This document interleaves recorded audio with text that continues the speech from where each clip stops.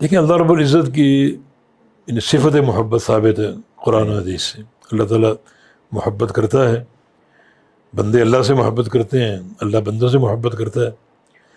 بندوں کی محبت کیسی؟ جیسے بندوں کے لائق ہے. صحیح. اور اللہ کی محبت کیسی؟ جیسے اللہ کے لائق ہے. یعنی ہم نہیں جانتے اس کی محبت کی کیفیت کیا ہے. کچھ لوگ محبت کا انکار کرتے ہیں اور وہ کہتے ہیں کہ محبت مخلوق بھی کرتی ہے، تشبیہ لازم آ رہی ہے. اور وہ کہتے ہیں محبت ایک انفعالی صفت ہے، کہ کبھی محبت ہو کبھی غضب ہو تو یہ تغیر کو مستلزم ہے. اللہ کی ذات میں تغیر نہیں ہے. حالانکہ یہ تغیر تو مخلوق میں ہوتا ہے نا. خالق کی صفات میں تغیر کیسے پیدا کر لیا آپ؟ یعنی یا تو آپ کو پتہ ہے کہ خالق کا محبت کرنا کیسا ہے اور خالق کا غضب کرنا کیسا ہے، اور پھر آپ اس میں تغیر پیدا کریں. جب اس کی کیفیت ہم جانتے ہی نہیں ہیں تو پھر اللہ تعالیٰ کی صفت محبت پر ایمان لے آؤ اور کیفیت اس کی اللہ کے سپرد ہے. باقی اللہ تعالیٰ بندوں پر بڑا رحم دل، بڑی رحم کرنے والا اور بڑی محبت کرنے والا. اس کا بندوں سے پیار جو ہے وہ ایک حدیث کے مطابق ماؤں کے پیار سے زیادہ ہے.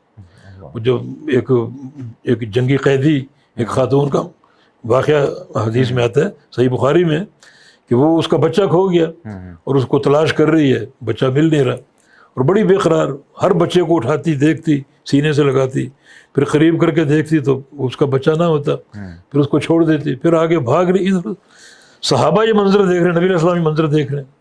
تو رسول اللہ علیہ وسلم نے فرمایا کہ حل ترون طارحۃ ولدہا فی النار، کہ کیا تم سمجھتے ہو یہ عورت بچے کو پا لینے کے بعد اپنے ہاتھوں سے اس کو آگ میں ڈال دے گی؟ عرض کیا کہ نہیں. فرمایا کہ للہ ارحم بعبادہ من ہذہ لولدہا، جو پیار محبت اس عورت کے دل میں اپنے بچے سے ہے، اللہ تعالیٰ اس سے کہیں زیادہ اپنے بندے سے پیار کرتے اور اپنے بندے سے محبت کرتے. اس کی محبت وہو الغفور الودود، یعنی دو صفات کو اللہ نے جمع کر کے، یعنی کتنا اس کی محبت کا انداز کتنا میٹھا، کتنا ایک دلکش، کہ وہ غفور اور ودود ہے. یعنی دو ناموں کو اللہ نے ایک مقام پر جمع کیا. غفور کا معنی بخشنے والا، یہ اس کی کامل صفت ہے. ودود کا معنی محبت کرنے والا، یہ اس کی کامل صفت ہے. یہ دو صفات کے جمع ہونے سے ایک تیسری صفت پیدا ہوئی، تیسرا ایک معنی پیدا ہوا. ایک تو یہ نا وہ خوب بخشنے والا، یہ اس کی مکمل صفت ہے. خوب محبت کرنے والا اس کی مکمل صفت ہے.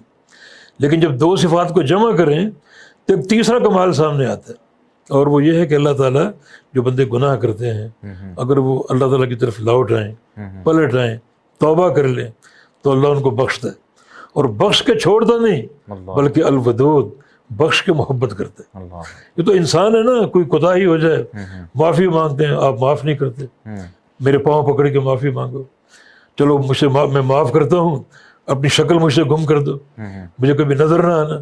یہ تو انسان ہے نا. اللہ تعالیٰ بندہ معافی کرتا ہے، 100 بار گناہ کر کے معافی کرتا ہے. اللہ تعالیٰ بخشتا بھی ہے اور بخشنے کے بعد پیار بھی کرتا ہے، محبت. وہو الغفور الودود. باقی محبت کا اس بات کتاب و سنت میں بے شمار مواقع پر موجود ہے.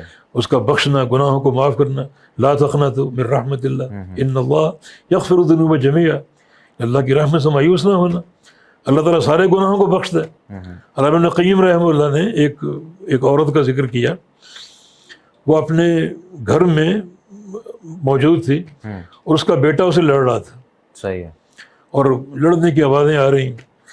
آخر اس عورت نے بچے میں کیا کوتاہی تھی، کیا اس کا گناہ تھا، دھکا دے کر اس کو نکال دیا گھر سے اور دروازہ بند کر لیا اور کہا مجھے اپنی شکل نہ دکھانا. اور بچہ بھی یہ کہتا ہوا چلا گیا کہ میں آئندہ تمہیں کبھی اپنا چہرہ نہیں دکھاؤں گا، کبھی ہماری ملاقات نہیں ہوگی. فرماتے کہ میں دیکھ رہا ہوں وہ تھوڑا سا چل پھر رہا ہے، ٹہل رہا ہے ادھر ادھر. پھر اس کو احساس ہوا ہوگا اب میں کہاں جاؤں، کون مجھے کھلائے گا، کہاں میں سوؤں گا. بڑا سر جھکا کے گھر کی طرف آیا اور ہلکی سے دستک دی، دروازہ فوراً کھل گیا. یعنی ماں بھی وہی موجود تھی.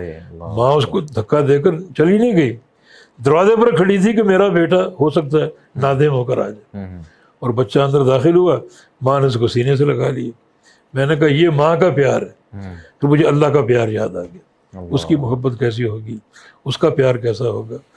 یقیناً اگر اس کی حدود کی پابندی کریں اور اس کی توحید کو سمجھ لیں. یہ نقطہ اولا ہی. شرک کرو گے تو اللہ کی غیرت کو دلکارو گے. پھر اللہ کا غضب اور اس کا غصہ اور دائمی جہنم کا عذاب، پھر دنیا کی نحوستیں سب تمہیں ملیں گی۔ اور اگر اس کی توحید کو سمجھ لو تو یہ ایک ہی چیز ایسی ہے جو اللہ کی محبت کو یعنی تمہارے لیے واجب قرار دے گی۔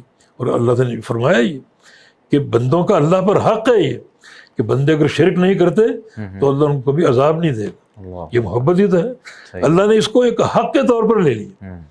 کوئی دنیا کی طاقت اللہ کو مجبور نہیں کر سکتی، اللہ پر کوئی چیز فرض نہیں کر سکتی، مگر توحید کا نقطہ اتنا عظیم ہے کہ اللہ نے اس توحید پر اپنی خوشی سے بندوں کا حق اپنے اوپر لے لیا۔ یہ اب تمہارا فریضہ ہے مجھ پر کہ میں تمہیں عذاب نہیں دوں گا اگر تم شرک نہ کرو اور اگر تم توحید پر قائم رہو۔ صحیح بخاری کی حدیث ہے۔ صحیح بات۔